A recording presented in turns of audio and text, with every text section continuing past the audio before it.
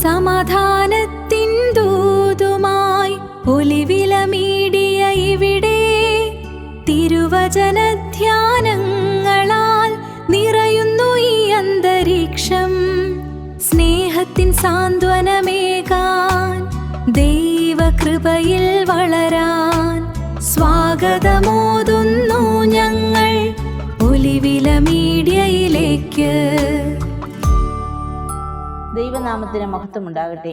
മനുഷ്യ സഹജമാണ് ചോദ്യങ്ങളെ നേരിടേണ്ടി വരിക എന്നത്. കടമകളെക്കുറിച്ചുള്ള ചോദ്യങ്ങൾ, വിശ്വാസത്തെക്കുറിച്ചുള്ള സംശയങ്ങൾ, നിത്യജീവിതത്തെക്കുറിച്ചുള്ള ആശങ്കകൾ തുടങ്ങി പലതിനും ഉത്തരങ്ങൾ തേടേണ്ട അവസ്ഥ.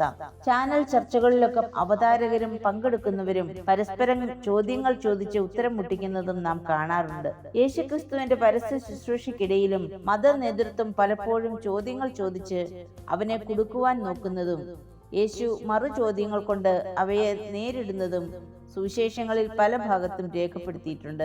യേശുവിന്റെ യെരുശലേമിലേക്കുള്ള രാജകീയ പ്രവേശനത്തിന് ശേഷം അവന്റെ പ്രവർത്തനങ്ങളും ജനപിന്തുണയും ഒക്കെ തങ്ങളുടെ അധികാരത്തെ നിഷ്പ്രഭമാക്കും എന്ന് ഭയന്ന പരീശന്മാരും സദൂക്യരും ഹെരോദ്യരും ഒക്കെ ചേർന്ന് യേശുവിനെ വാക്കിൽ കുടുക്കി അവന്റെ മറുപടിയിൽ കുറ്റം ആരോപിച്ച് അറസ്റ്റ് ചെയ്യാമെന്ന ഗൂഢലക്ഷ്യത്തോടുകൂടി രണ്ട് ചോദ്യങ്ങളുമായി യേശുവിന്റെ അടുക്കൽ എത്തുന്നതിനെ കുറിച്ചാണ് വിശുദ്ധ മത്തായി എഴുതിയ സുവിശേഷം 22-ാം അധ്യായം 15 മുതൽ 33 വരെയുള്ള വേദഭാഗത്ത് നാം കാണുന്നത്.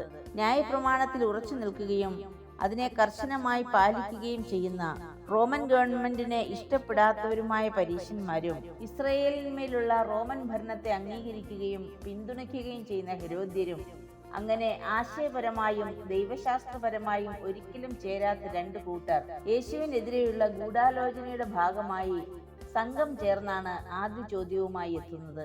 ഒരു യഹൂദ ഗുരുവിനുണ്ടായിരിക്കേണ്ട പ്രധാനപ്പെട്ട 4 ഗുണങ്ങൾ യേശുവിനുണ്ട് എന്നവർ പറയുന്നുണ്ടെങ്കിലും ആ മുഖസ്തുതിയെ യേശു മുഖവിലക്കെടുക്കുന്നില്ല. കാരണം അതെല്ലാം സത്യം തന്നെയാണെങ്കിലും അവരുടെ ഉള്ളിൽ ഒട്ടും തന്നെ ആത്മാർത്ഥതയില്ലായിരുന്നു. ഒരു രാഷ്ട്രീയ വിവാദത്തിൽ യേശുവിനെ കൊടുക്കേണ്ടതിന് കൈസർക്ക് കരം കൊടുക്കുന്നത് വിഹിതമോ അല്ലയോ എന്നതാണ് അവരുടെ ചോദ്യം. ജാതീയ രാജാവായതിനാൽ കൈസരെ അംഗീകരിക്കാത്ത യഹൂദന്മാർ ഗവൺമെന്റിന്റെ നിയമ നടപടികൾ ഭയന്ന് മാത്രമാണ് കരം കൊടുത്തു വരുന്നത്. കൊടുക്കാം എന്നാണ് യേശുവിന്റെ ഉത്തരമെങ്കിൽ മോശയുടെ ന്യായപ്രമാണ ലംഘനമായി അവർ അതിനെ കാണും. ഹെരോദ്യരാകട്ടെ വിജാതീയ മശീഹ ആയി രാജാവിനെ അംഗീകരിക്കുന്ന ഒരാളെ യഹൂദന്മാരുടെ വാഗ്ദത്ത മശീഹയായി കാണുവാൻ എങ്ങനെ സാധിക്കുമെന്നും കൊടുക്കരുത് എന്നാണ് മറുപടിയെങ്കിൽ നിയമലംഘനമായും കണക്കാക്കി കുറ്റം ആരോപിക്കും.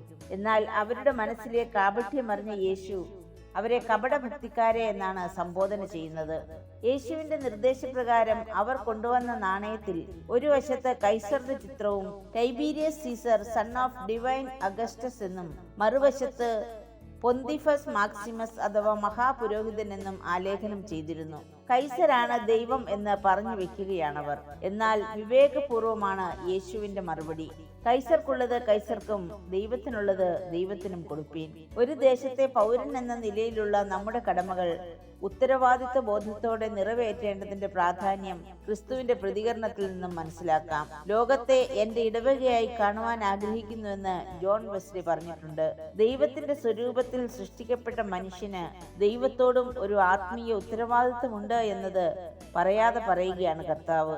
നമ്മുടെ ഭൗമികമായ കടമകൾ ദൈവത്തോട് ചേർന്ന് നിന്ന് നിർമ്മലതയോടും വിശ്വസ്തയോടും കൂടി നിർവഹിക്കുവാൻ നാമും ഒരുങ്ങേണ്ടതുണ്ട്. രണ്ടാമത്തെ ചോദ്യവുമായി യേശുവിനെ സമീപിക്കുന്നത് പുനരുത്ഥാനത്തെ നിഷേധിക്കുന്ന സദൂക്യരാണ്. മരണാനന്തര ജീവിതത്തെക്കുറിച്ചാണ് അവരുടെ സംശയം. പുനരുത്ഥാന ജീവിതം എങ്ങനെയുള്ളതാണെന്ന് അവരെ പഠിപ്പിക്കുന്നതിനോടൊപ്പം തന്നെ തിരുവെഴുത്തുകളെ കുറിച്ചുള്ള അവരുടെ ഗ്രാഹ്യക്കുറവിനെ ചൂണ്ടിക്കാണിക്കുകയും ചെയ്യുന്നുണ്ട് യേശു. യേശുവിൽ കൂടെയുള്ള നിത്യജീവന്റെ വാഗ്ദാനത്തെക്കുറിച്ച് നമ്മെയും ഓർമ്മിപ്പിക്കുകയാണിവിടെ.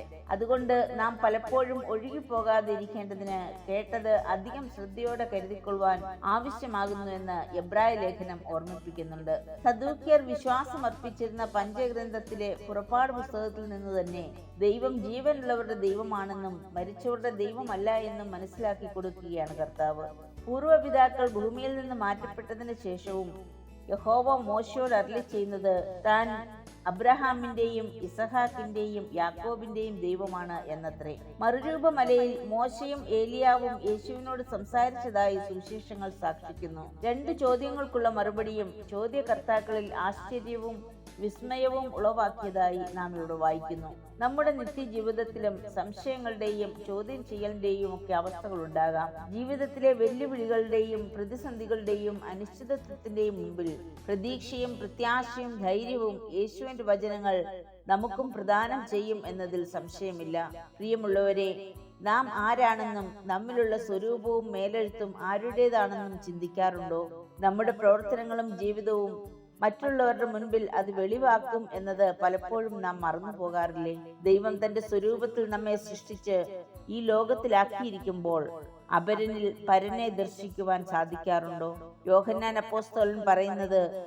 ദൈവത്തെ സ്നേഹിക്കുന്നു എന്ന് പറയുകയും സഹോദരനെ പകയ്ക്കുകയും ചെയ്യുന്നവൻ കള്ളനാകുന്നു എന്നാണ്. നമ്മുടെ ജീവിതമാണ് ക്രിസ്തുവിനെ മറ്റുള്ളവർക്ക് മുൻപിൽ വെളിവാക്കേണ്ടത്. അതോടൊപ്പം തന്നെ നാം ആയിരിക്കുന്ന ദേശത്തോടും സമൂഹത്തോടുമൊക്കെ നമുക്കുള്ള ഉത്തരവാദിത്വങ്ങൾ ശ്രദ്ധാപൂർവം നിർവഹിക്കണമെന്നും കർത്താവ് ഓർമ്മിപ്പിക്കുന്നു. മാത്രമല്ല, ഈ ലോക ജീവിതത്തിനപ്പുറം ഒരു നിത്യതയുണ്ടെന്നും ആ പുനരുത്ഥാന പ്രത്യാശയിൽ ജീവിതം നയിക്കുവാനും അവൻ നമ്മോട് ആവശ്യപ്പെടുന്നുണ്ട്. ദൈവത്തിന്റെ പരമാധികാരത്തിന് മുൻപിൽ നമ്മെ സമർപ്പിച്ച് ഈ നോമ്പിന്റെ നാളുകളിൽ ക്രിസ്തുവിലുള്ള വിശ്വാസത്തിൽ നിലനിൽക്കാം. പ്രാർത്ഥിക്കാം. കർത്താവേ, തിരുവചന സത്യങ്ങളെ ഗ്രഹിപ്പാനും അതിൽ നിലനിൽക്കുവാനുമുള്ള ഗ്രാഹ്യം ഞങ്ങൾക്ക് നൽകണമേ. ഞങ്ങളിൽ നിക്ഷിപ്തമായിരിക്കുന്ന കടമകൾ ഉത്തരവാദിത്വ ബോധത്തോടെ നിർവഹിപ്പാനും മറ്റുള്ളവരിൽ തിരുരൂപം ദർശിക്കുവാനും നിന്റെ പുനരുത്ഥാനത്തിൽ പങ്കാളികളാകുവാനും ഞങ്ങളെ ഒരുക്കണമേ.